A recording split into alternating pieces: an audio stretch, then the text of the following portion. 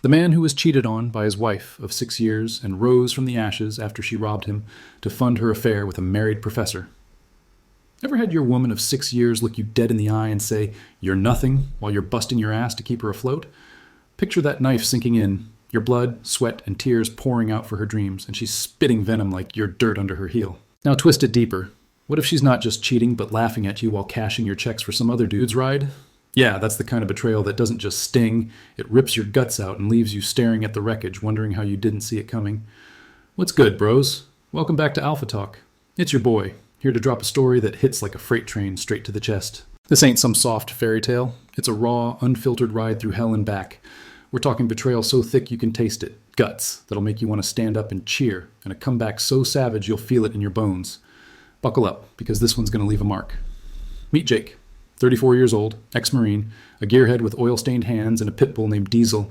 This dude's the real deal. Tough as nails, loyal to a fault, thought he'd locked down his forever girl. Her name's Leslie, and for a minute it looked like the dream was real. Harley rides, late nights, a future he could touch. But here's the kicker. Jake's about to go from sucker to savage, and the twist? It's going to blindside you like a sucker punch in a bar fight. He didn't just get played, he got torched. And what he does next is the stuff legends are made of.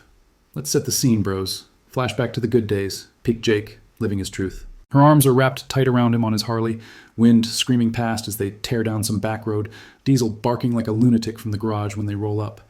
That's the high point, the moment where everything feels right. Her laugh in his ear, his hand on the throttle, the world in his grip. It's the kind of memory you hold on to when the nights get cold. But that's the peak, and peaks don't last. The cliff's coming, and it drops hard. What Jake doesn't know yet is that while he's riding high, she's already digging the grave for everything he's built. This ain't just a story. It's a warning, a wake-up call, and a damn victory lap all rolled into one.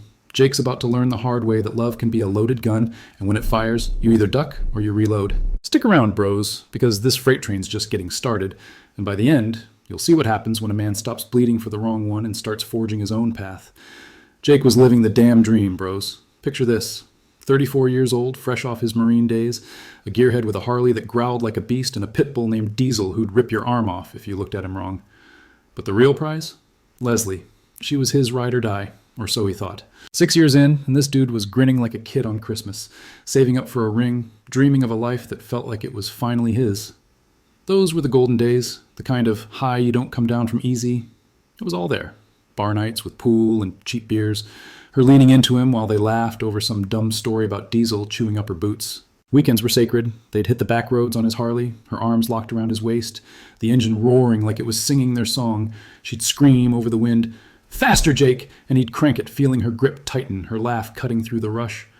Back home, Diesel'd be tearing around the garage, chasing sticks or gnawing on an old tire, while Jake and Leslie crashed on the couch, tangled up, buzzed on life. Tight as hell, that's what they were. Or what he saw. Inside, Jake was locked in. This is it, he'd tell himself, staring at her across the table while she rambled about her master's program. She's my shot at real. Family, stability, the whole damn thing. His heart was wide open. No walls, no doubts. He'd been through the grinder, war zones, busted knuckles, nights where the dark got too heavy. But Leslie, she was the light at the end of it. He'd watch her scribble notes for class, hair falling in her face, and think, I'm building something here. For us. Hell, he even started stashing cash. $2,000 tucked away in a lockbox under the bed, every penny earmarked for that ring. He could see it, her saying yes, Diesel barking like a fool, a future he could touch. The nights were gold, too. They'd hit their spot, a dive bar with a jukebox that only played old-school rock. She'd drag him to the pool table, smirking, "Bet I can take you this time." He'd let her win once in a while, just to see that victory dance, arms up, hips swaying, calling him a loser with a grin that made his chest tight. Then they'd stumble home, her giggling as he hauled her over his shoulder, Diesel bounding around like he was in on the joke. In bed, it was fire. Her hands on him, his name on her lips, the kind of heat that made him feel untouchable. But cracks don't whisper, bros. They roar. Looking back, the signs were there, flickering like a busted neon sign you ignore till it shorts out. Leslie started pulling late nights, always studying, she'd say, waving him off when he offered to pick her up. "It's fine, Jake. I've got group work." Her phone started buzzing more, but she'd flip it over, screen down, quick with a just classmates excuse. He'd ask, "You good?" And she'd nod, but her eyes wouldn't meet his. His gut twitched. Once, twice, but he shoved it down. "She's grinding for us," he told himself, picturing her in a cap and gown, him cheering louder than anyone. "That's my girl." Truth is, Jake was all in, too deep to see the storm brewing. Those rides on the Harley, They got quieter, her grip looser. Bar nights turned into I'm tired nights, her staying home while he shot pool solo with the boys. He'd come back, find her asleep, or pretending to be, books scattered like a cover story. Diesel'd growl at the tension, sensing what Jake wouldn't let himself feel. But he kept going, kept believing, because that's what you do when you think you found your forever. You don't question the fairy tale till the pages start burning. Those golden days were real, bros. Jake felt them in his bones. The Harley's rumble, Leslie's laugh, Diesel's chaos. It was his world, and he'd fight to keep it. He didn't know yet that while he was riding high, she was already carving out a trapdoor. The peak was sweet, but peaks don't last. And when the drop came, it wasn't a slide. It was a free fall straight into hell. The cracks didn't just roar, bros. They split Jake's world wide open. 6 years with Leslie, and he'd ignored the red flags till they were screaming in his face. It started small, her phone locked tighter than a vault, her late nights piling up like unpaid bills. Studying again? He'd ask, voice steady but gut twisting. She'd snap, "Stop crowding me, Jake," and he'd back off, telling himself it was nothing. But doubt's a slow poison. It seeps in, gnaws at you, till you're pacing the garage at midnight, Diesel whining at your heels, wondering if you're losing her or just losing it. He clung to ghosts, bros. Those golden days, Harley rides, bar nights, her laugh, they haunted him. He'd catch himself staring at the lockbox under the bed, $2,000 for a ring he still hadn't bought, and think, is it me? Am I not enough? Leslie'd come home, eyes darting, tossing excuses like grenades. Group project ran late. Professor needed me. And he'd nod, swallowing the bile in his throat. His boys at the bar started nudging him. "She's off, man. You seen this?" But Jake would shrug, crack a beer, and say, "She's mine. We're good." Denial's a hell of a drug. Then came the night that torched everything. Leslie was out, another study session, and Jake was alone. Diesel sprawled across the couch, the house too quiet. Her laptop sat on the counter, screen dark but calling to him. His gut screamed, "Check it!" And this time, he listened. Fingers shaking, he punched in her password, her damn dog's name from back home, same one she'd used for years. School cloud drive popped up, folders labeled thesis and notes. Well, he clicked, expecting papers, citations, boring crap. What he got was a sledgehammer to the chest, explicit emails, photos, her in poses he'd never seen, smirking at the camera, videos, grainy, but her voice, moaning some other dude's name. And the guy? Her professor, 45 years old, married, a sleaze with a smug face Jake wanted to smash. Hundreds of messages, stretching back months.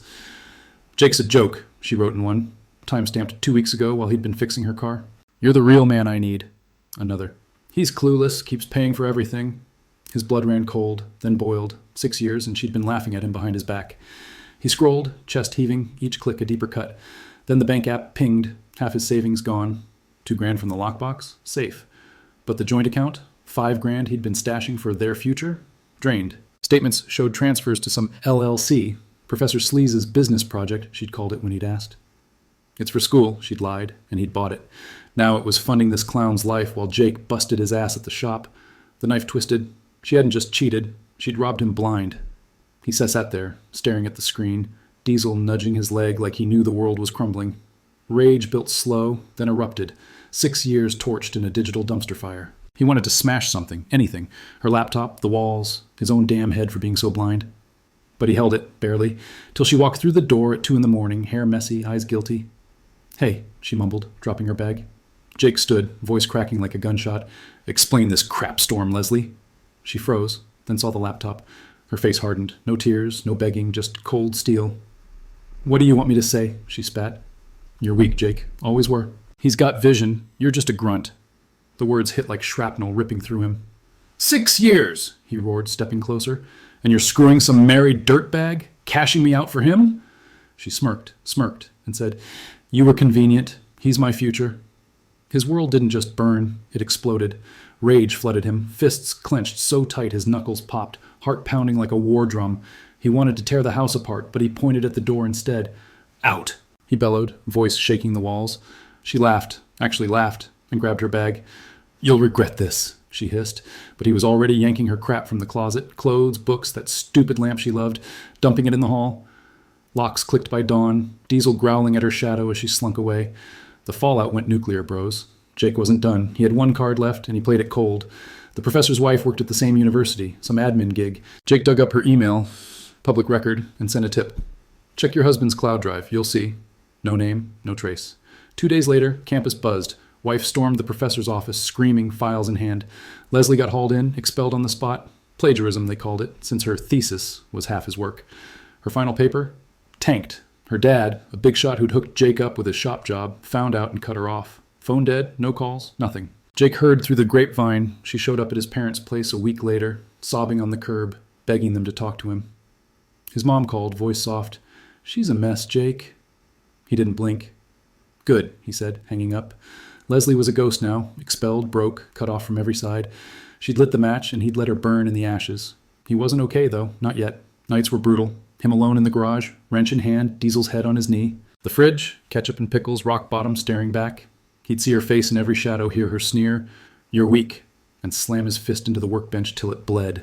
6 years, gone. His savings, gutted. His trust, shattered. He'd been a sucker, and the weight of it crushed him till it didn't. That rage, that hurt, it was fuel, bros. Jake didn't know it yet, but the explosion wasn't the end. It was the spark. Leslie thought she'd broken him, left him bleeding in the dirt. But steel doesn't bend easy, and Jake was about to forge something she'd never see coming. Jake hit the breaking point, bros, but he didn't shatter. He snapped into something harder. Leslie's sneer, "You're weak," echoed in his skull, 6 years of ashes smoldering at his feet. He stood in that trashed apartment, her stuff gone, Diesel's growl filling the silence, and something flipped. "Weak? Nah," he muttered, staring at his busted knuckles. "I'm steel now." Well, her words didn't crush him. They lit a fire, and he was done bleeding for snakes. This wasn't the end. It was the forge where he'd remake himself. First move, lock it down. He called the bank at dawn, voice like gravel. "Freeze everything, she's off it." Joint account was a carcass, $5,000 gone, but the $2,000 in his lockbox, untouched. Leslie's name got scrubbed from every dime he had left. Her junk, clothes, that lamp, some half-read book, was still in the hall. He hauled it to a pawn shop, walked out with $100 and a smirk, stopped by the butcher, grabbed Diesel a ribeye. His boy deserved it. "We're good now," he said, tossing the bone. Diesel chomped it like a champ, and Jake felt the first spark of something alive again. The rebuild kicked into gear, and it started with his body. 5 in the morning, gym lights buzzing, Jake hit the weights like a man possessed. Sweat poured, iron clanged, he was carving himself back from the wreckage. 15 pounds of baggage melted off, replaced with lean muscle, the kind that stared back in the mirror and said savage, not sucker. He'd catch his reflection, buzz cut sharp, jaw tight, eyes like steel, and think, "This is me now. No more soft edges, no more ghosts." Leslie's betrayal was the fuel. Every rep was a middle finger to her memory. But Jake wasn't just rebuilding, he was striking back, cold and calculated. That professor, the 45-year-old sleaze who'd played him for a fool? Jake dug deeper. Gut told him the guy was dirty, and gut don't lie. A few late nights online, some calls to old Marine buddies with connections, and he struck gold. The dude's business project Leslie funded? A scam? Fake investments? Cooked books? The works? Jake didn't rush in swinging. He played it smart. One anonymous tip to the cops. A burner email with dates and account numbers. "Check this clown's LLC." 2 days later, sirens wailed. Raid hit the professor's office. Cuffs snapped on. Wife already had the divorce papers rolling, thanks to Jake's earlier move. Checkmate, bros. Payback felt good, but the real rise was Jake's empire. That side hustle fixing bikes? It took off. Word spread. Ex-Marine with hands like magic, turning rust buckets into road kings. Cash started flowing, first a trickle, then a flood. He'd wrenched till midnight, Diesel sprawled by the toolbox, grease on his knuckles and a grin on his face. Boys' night at the bar? He wasn't the ghost sipping alone anymore. He was the king, boots up, beers raised, stories flying. "To Jake," they'd toast, and he'd nod, feeling the weight lift. Harley roared again, Diesel riding shotgun in the sidecar he rigged up. Freedom, pure and loud, untouchable. That's what Jake became. Leslie tried crawling back, texting from a new number months later. "Can we talk? I need closure." He read it, laughed, deleted it. No begging, no regrets, just a man reborn. Word was she'd crashed hard, expelled, broke. Professor ditched her once the cuffs tightened. Her dad, the one who'd hooked Jake up with the shop gig, passed away, and she never patched that hole. She was dust. He was iron. He didn't need her tears to feel whole. He'd built that himself. The rise wasn't just muscle and money, though. It was inside. Jake stopped seeing her face in the shadows. The garage wasn't a tomb anymore. It was his kingdom. He'd crank the radio, old school rock, same stuff they used to play, and wrench on a bike, Diesel gnawing a bone, and think, "This is mine." No more pacing at midnight, no more wondering if he'd been enough. He was enough, more than enough. Leslie thought she'd gutted him, but she'd handed him the tools to forge something stronger. Life kept moving, and Jake moved with it. A new girl showed up. Not a rebound, but the real deal. Met her at the shop, rolled in with a busted carburetor, all sass and sharp eyes. "Fix it quick, Marine," she'd said, smirking. He did, and she kept coming back. First for the bike, then for him.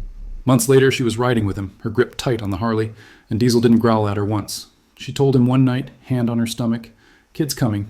To Jake froze, then grinned, wide, real, the kind of grin he hadn't felt since the golden days. Family, stability, the whole damn thing. He'd built it again, his way. Still, the past lingered, a quiet echo. Late nights, wrench in hand, he'd wonder about the revenge. Tipping off the cops, torching Leslie's world, was it too much? He'd stare at the ceiling, Diesel snoring beside him, and wrestle it out. "She lit the fuse," he'd mutter. "I just aimed the blast." Her betrayal was the real catalyst. She'd stabbed him, robbed him, laughed while he bled. He didn't owe her mercy. He owed himself survival. And survive he did. Hell, he thrived. Jake was untouchable now, bros. Ripped from the gym, bank stacked from the hustle, Diesel riding shotgun like a loyal soldier. The Harley's rumble was his anthem, the open road his throne. Leslie's texts stopped coming. Word was she'd moved somewhere cheap, alone, a shadow of the girl who'd sneered at him. The professor? Cooling his heels in a cell, scam exposed, wife long gone. Jake didn't gloat, he didn't need to. He'd turned ashes to steel, and that was enough. This was the rise, the alpha unleashed. No more sucker, no more ghost, just a man who took the hit, stood up, and built something unbreakable. Leslie thought she'd buried him, but she'd only planted the seed. Jake didn't bend. He broke the game and forged his own. And that, bros, is what happens when you stop bleeding for the wrong one and start swinging for yourself. Jake came out the other side a damn titan, bros. Picture it. 34 years old, ripped from the gym, bank stacked with cash from his bike hustle, Diesel riding shotgun in that rigged-up sidecar, gnawing bones like a king. The Harley's growl was his heartbeat, the open road his empire. Leslie? She's broke, dumped, a ghost chasing shadows. Professor ditched her, her dad's gone, no lifeline left. She's texting Jake's old number, begging for scraps, and he doesn't even blink, just deletes and keeps rolling. The twist seals it. That 45-year-old sleaze is rotting in a cell, scam busted wide open, all because Jake dropped the tip that locked the cage. Checkmate delivered cold. Here's the core truth, bros. The lesson carved in steel. You're not her ATM or her doormat. Own your damn worth. Jake learned it the hard way. 6 years bled out for a snake who laughed while she stabbed. Spot him early, cut him loose, rise alone. That's power. The kind that doesn't bend or beg. Leslie thought she'd gutted him, left him for dead in the dirt, but Jake didn't just stand up. He broke the game and built his own. New girl, kid on the way. A life he forged from the ashes. She didn't gift him that. He took it. Still, he wonders sometimes, late in the garage, if the revenge went too far. But nah. She lit the fuse, and he aimed the blast. Her betrayal was the spark. His rise was the fire. Respect to Jake, bros. He turned ashes to iron. Leslie's a footnote now. Dust blowing in the wind while he's roaring down the highway. Untouchable. Some stories don't need sequels, just a savage ending that hits you in the chest and stays there. This is one of them. Jake's not looking back, not slowing down. He's the alpha unleashed, and that's the only way to close it. Men don't fold, they forge, and he's living proof. So here's the hit, bros. If this story slammed you like it should, smash that thumbs up, subscribe to the channel, hit that notification bell. Drop a comment below. I want to hear your thoughts, your own war stories, what you'd do if the knife twisted your way. Thanks for riding this freight train with me. Jake's rise is your wake-up call. Stay alpha, keep swinging, and never let him see you bleed.